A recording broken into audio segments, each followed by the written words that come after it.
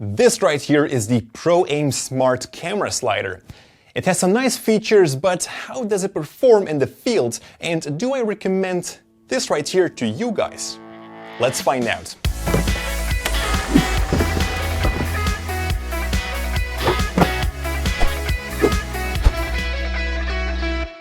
Those who follow me know how much I love a slider. In my 10 tricks with a slider video, I even mentioned it's what I believe the best investment you can do. For the past 5 years, I've been working with a very popular Konova slider, which I'm still very satisfied with today. When it comes down to sliders, I'm very picky. I've worked with various brands, but I would always hold on to my Konova slider. Today we're taking a look at the Proaim slider, which is new for me. Now, interesting enough, it got a lot of my attention on paper. It has everything my Konova can do with some extra options. But let's first take a look at the specifications. The slider is 3 foot long, or 90 centimeters.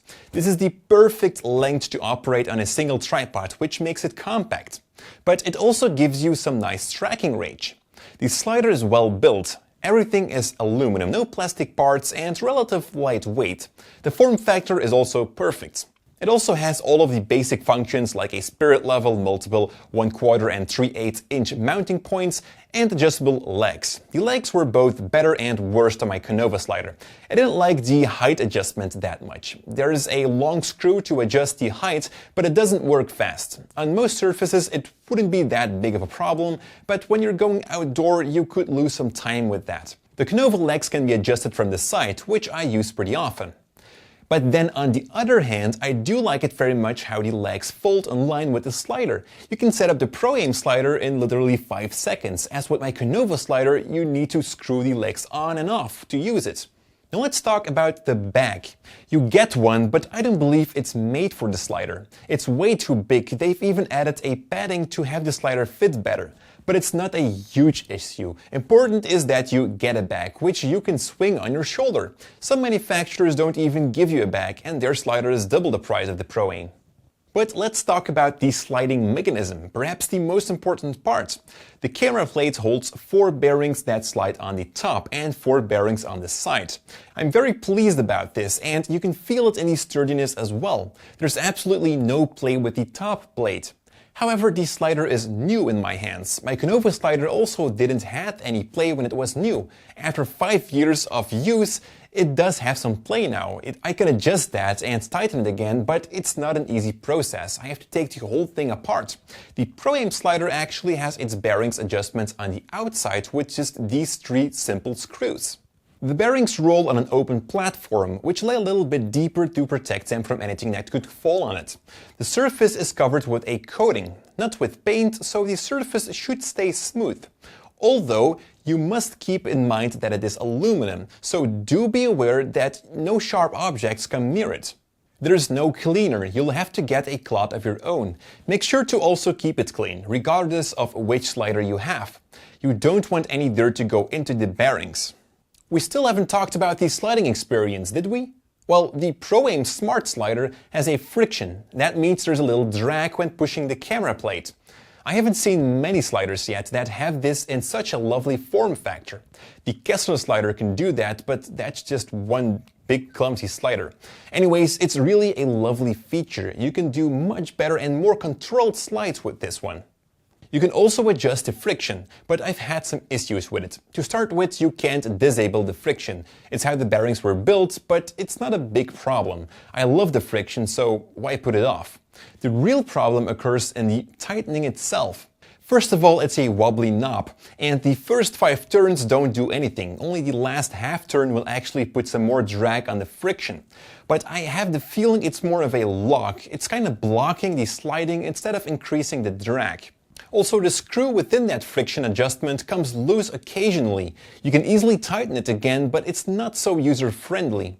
But I have to be honest, I have no desire to change that friction. If you work on DSLRs or other medium format cameras, then the standard friction from the bearings is perfect.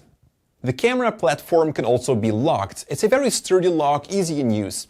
But it can't be overlocked. I'm a very big fan of doing angled slides, and for that I must really be able to tighten the lock, so my camera won't fall. When using a simple 3-way head and my GH4, the lock was perfectly fine, but I'm a little bit worried when using bigger cameras. So I did a little test and put some kilos onto it. And apparently it can only take 2 kilos or about 4.5 pounds, and then it slides down. So what I did was take out the screw from the lock, tightened the bolt and repositioned the lock.